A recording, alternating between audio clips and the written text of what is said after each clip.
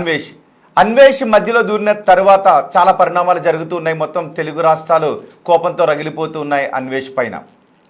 అన్వేష్ తన అమ్మాయిలకు సపోర్ట్ చేస్తున్నాను అని మాట్లాడే క్రమంలో హిందూ దేవతలను అవమానించాడు. దీంతో మొత్తం తెలుగు రాష్ట్రాల్లో ఉన్న హిందువులందరూ రగిలిపోయారు. అంతేకాదు భారతీయులను అవమానించాడు. భారతదేశంలో ఉన్న వాళ్ళందరూ రేపిస్టులు అంటూ పోల్చాడు. దీంతో అన్వేష్ పై దేశద్రోహం కేసు ఎందుకు నమోదు చేయకూడదని అడుగుతున్నారు. అన్వేష్ అంటూ ఉన్నాడు, నేను అసలు భారతదేశమే రాను అని చెప్తున్నాడు. కానీ భారతదేశంలో ఉన్న ఆంధ్రప్రదేశ్లో ఉన్న తెలుగు వారందరూ అతని వీడియోస్ని చూడాలి, అతని అకౌంట్లో డబ్బులు పడాలి, విదేశాల్లో అతను జల్సాలు చేయాలి, అమ్మాయిలతో తిరుగుతూ ఉండాలి, మళ్ళీ మళ్ళీ వీడియోస్ చేస్తాడు. కానీ భారతదేశం మాత్రం రాడు. ఫ్రస్ట్రేషన్లో ఉన్నాడు. అదే సమయంలో ఫ్రస్ట్రేషన్లో ఉండి నిన్న ఒక వీడియో రిలీజ్ చేశాడు. దొంగ నా కొడుకులు అంటూ తెలుగు వారందరినీ తిట్టాడు. ఎవరెవరైతే అన్వేష్ని వ్యతిరేకిస్తున్న అన్వేషణ తప్పుపడుతూ ఉన్నారు. అన్వేషణ వ్యతిరేకించలేదు, అన్వేషణని నిజానికి సపోర్ట్ చేశారు, ఆర్థికంగా నిలదొక్కునేలా చేశారు, కోట్ల రూపాయల అకౌంట్లో ఉండేలాగా చేశారు, ప్రపంచ యాత్రికుడిగా గుర్తించారు. ఈ అన్వేష్ దగ్గరికి 4 డబ్బులు వచ్చేసరికి అన్వేష్ అఫ్కోర్స్ బెట్టింగ్ యాప్పై కొంత ఫైట్ చేశాడు. ఆ బెట్టింగ్ యాప్పై ఫైట్ చేయడంతో ఇంకా ఎక్కువ మంది అభిమానులను సంపాదించుకున్నాడు. కానీ ఇప్పుడు అమ్మాయిల దుస్తులు అంటే అందరు అమ్మాయిలు కాదు, హీరోయిన్స్ బట్టల విషయంలో శివాజీ చేసిన వ్యాఖ్యలకు అనసూయ రియాక్ట్ అయితే వేరే లెవెల్లో రియాక్ట్ అయ్యాడు అన్వేష్. ఇప్పుడు అన్వేష్ పైనే మొత్తం ఆగ్రహంతో ఉన్నారు జనం అందరూ కూడా. ఎందుకంటే ఒక తప్పు చేశాడు దేవతలను అవమానించి, కానీ దాంతో తన పశ్చాత్తాపడకుండా ఏదో నామగే వస్తే సారీ చెప్పేసి ఇక అయిపోయింది వదిలేయండి అన్నట్టుగా ఉండాలి అని భావించాడు. కానీ తెలుగువారు హిందువులు అలా కాకుండా అన్వేష్ క్షమాపణని తీసుకోకపోవడంతో సారీ చెప్పాను, అయినా సరే ఎవరికి బుద్ధి రావట్లేదు, రేపు నుంచి 100 వీడియోలు చేస్తాను అంటూ అన్నాడు. థాయిలాండ్ వచ్చి చావండి, ఇక్కడ ఎలా ఉంటుందో, ఇక్కడ అమ్మాయిలు భద్రంగా ఉంటారు. భారతదేశంలో ఎవరైనా విదేశాల నుంచి అమ్మాయిలు వస్తే రేపులకు గురై వెళ్తూ ఉంటుంటారని భారతదేశంలో ఉన్న వాళ్ళందరినీ రేపిస్టులుగా పోల్చాడు అన్వేష్. దీంతో ఇంకా రగిలిపోయారు. మొత్తం అతని సోషల్ మీడియా అకౌంట్లలో అన్ని అకౌంట్లను కలిపి దాదాపు 15 లక్షల మంది అన్సబ్స్క్రైబ్ చేశారు. ఇప్పుడు అన్వేష్ పై దేశద్రోహం కేసు పెట్టాలి అని అంటున్నారు. విదేశీ గడ్డ పైన మొత్తం భారతదేశంలో ఉన్న వాళ్ళందరూ రేపిస్టులు అని అంటే అది దేశాన్ని అవమానించినట్టు అవుతుంది. ఆయనపై దేశద్రోహం కేసు పెట్టాలి అని కొంతమంది అంటూ ఉన్నారు. ఇది అదే సమయంలో అన్వేష్ కొన్ని మాటలు మాట్లాడాడు. నేను మారాను అని అంటూ ఉన్నాడు. నేను మారిపోయాను, 2026లో నేను అందరితోనూ శభాష్ అనిపించుకుంటాను, శభాష్ అన్వేష్ అనిపించుకుంటాను, అలా అనిపించుకోకపోతే మీరు చెప్పుతో కొట్టండి అంటూ ఉన్నాడు. అంతేకాదు బెట్టింగ్ యాప్స్పై యుద్ధం చేస్తున్నాడు. బెట్టింగ్ యాప్స్పై పోరాటం చేస్తున్నప్పుడు ఆఫ్రికాలో నాపై దాడి జరిగింది, ప్రాణాలతో బయటపడ్డాను, దానికి ఇండియన్ ఎంబసీ నన్ను చాలా సేవ్ చేసింది అని అన్వేష్ చెప్తున్నాడు. ఒక్కసారి అన్వేష్ మాట్లాడిన ఈ 2 వీడియోలు విందాం. విన్న తర్వాత మీరు నిజంగా అన్వేష్ మారాడనుకుంటున్నారా, లేదంటే సింపతి గేమ్ ప్లే చేస్తున్నాడు అని అనుకుంటున్నారా, అన్వేష్లో మీరు ఎటువంటి మార్పు రావాలని కోరుకుంటున్నారు, మీ అభిప్రాయాన్ని కమెంట్ బాక్స్లో తెలియచేయండి. తనలో మార్పు వస్తుందని చెబుతున్న అన్వేష్ని మీరు నమ్ముతున్నారని అడిగాం. నమ్మొచ్చు నమ్మలేం అని మీరేం అనుకుంటున్నారో మీ అభిప్రాయాన్ని ఓటింగ్ రూపంలో కూడా తెలియచేయండి. ఒక్కసారి అన్వేష్ ఏం మాట్లాడాడో విన్న తర్వాత ఇదే డిబేట్లో మనం యూట్యూబర్ గోదావరి అబ్బాయితో మనం మాట్లాడబోతున్నాం. అలాగే కృష్ణకాంత్, ఆయన అడ్వకేట్, బీజేపీ అధికార ప్రతినిధి, ఏపీ బీజేపీ అధికార ప్రతినిధి, ఆయన న్యాయవాది, ఆయనతో కూడా మనం మాట్లాడదాం. ఫస్ట్ గోదావరి అబ్బాయి మీకు, కృష్ణకాంత్ గారు మీకు నమస్తే అండి. ఒకసారి అన్వేష్ మాట్లాడిన వీడియోని చూద్దాం. ఈ 2025 నాకు చాలా చాలా నేర్పించింది నా జీవితంలో. కష్టాలు సుఖాలు పక్కన పెడితే గాయం తగిలినప్పుడు గాయాన్ని మనం మందేసి మాన్పించాలే తప్ప ఆ గాయం ఎవరు చేశారని ఆలోచించకూడదు. వేస్ట్.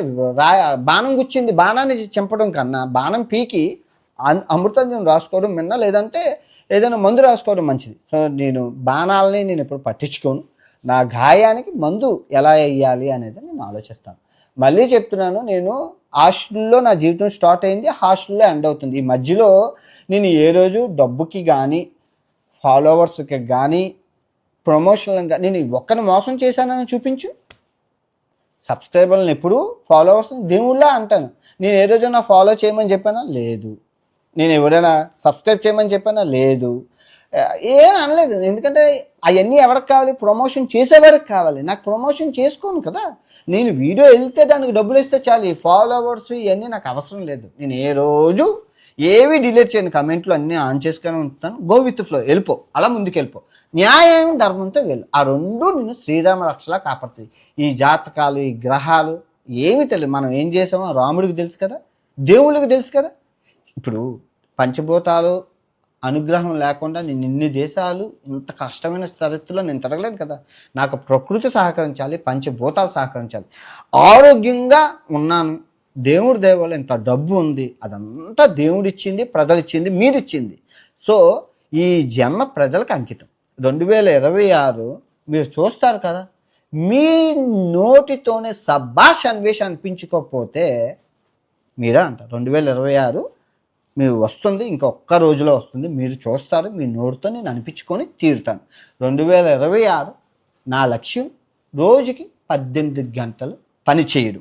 18 గంటల్లో ఒక్క నిమిషం నేను వృధా చేసినా నన్ను మీరు చెప్పించుకొని కొట్టండి. కష్టే ఫలి అన్నారు, నేను దాన్నే నమ్ముకున్నాను. ధర్మం, న్యాయం, కష్టే ఫలి, పనే ప్రత్యక్ష. ఎండ్ ఆఫ్ ద డే మనం ఏం చేసామో నాకు అన్ని వీడియోల రూపంలోనే ఉన్నాయి. ఏది ఎక్కడికి పోలేదు. చట్టానికి న్యాయానికి సమాధానం చెప్పుకోవచ్చు, మనం ఏం చేసాము, ఎందుకు చేసాము. ఎండ్ ఆఫ్ ద డే నేను చట్టానికి సమాధానం చెప్పడానికి గల కారణం, నేను ఇండియన్ని, సిటిజన్షిప్ని మార్చుకోలేదు. సో నాకు ఆ దమ్ము ధైర్యం ఉంది.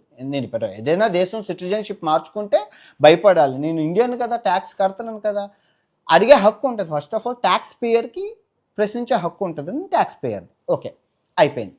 అయితే బెట్టింగ్ యాప్లు అయిపోయాయి. ఈ బెట్టింగ్ యాప్లు జరిగేటప్పుడు నేను ఆఫ్రికా వెళ్ళాను. ఎందుకంటే మెయింటెనెన్స్ ఛార్జెస్ తక్కువ అయిపోతాయని చెప్పేసి. ఎందుకంటే యూరోప్లో చాలా ఎక్కువ డబ్బులు అయిపోతున్నాయి.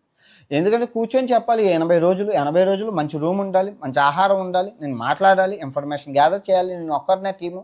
అయితే ఈ ఆఫ్రికా వెళ్తే అక్కడ ఈ బెట్టింగ్, నేను ఏదైతే మాట్లాడుతున్నా ఆ బెట్టింగ్ కంపెనీ వాళ్ళ హెడ్ ఆఫీస్లో గట్టా ఉన్నాయి. సో నేను అనుకున్నాను అలా జరుగుతుందని, అదే జరిగింది.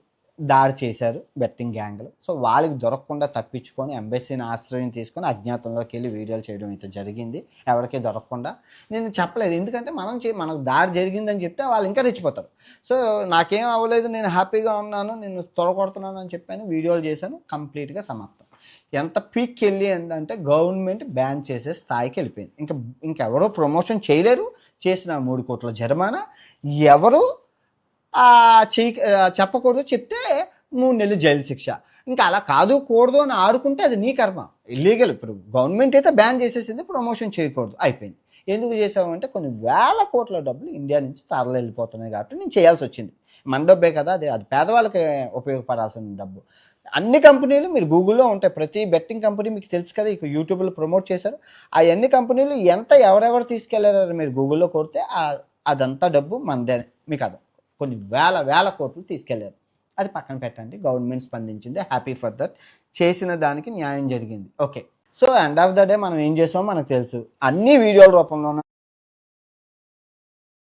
చూసారా అన్వేష్ ఇప్పుడు ఏమంటున్నాడు అంటే,